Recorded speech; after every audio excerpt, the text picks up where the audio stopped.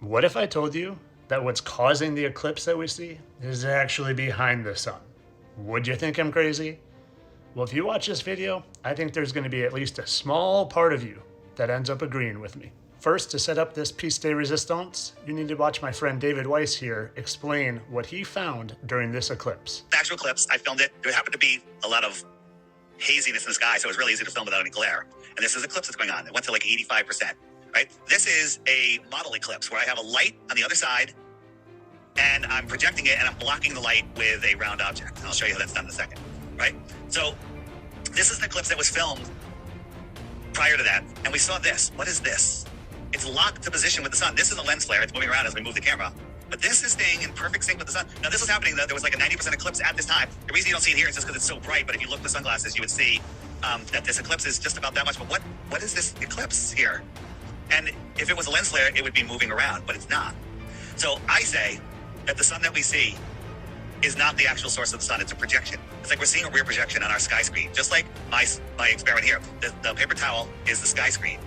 And I have the rear projector, which is here. This is the source of the sun. And I'm eclipsing it with a dark body. Now, I don't see that dark body coming in here.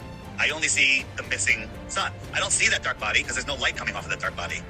It's just blocking the light. I don't see it. I don't see it exit. And so I did it again with a thinner tissue. And as I bring it in, we see it right here. There's the source. I'm seeing through the sheet. I'm not being blinded by the bright sun. And I'm blocking the source. And that's exactly what we see. And when we compare it to what reality actually showed us, it looks pretty damn close. Such a cool find by Dave, and I want to take it one step further by showing you how living in an enclosed system, we see that source. Okay, so my iPhone is lighting that up, but if we were in there, we would see that light source. And then you can even see in such a small little area, not a huge, expansive, flat Earth, it doesn't even light up the whole thing.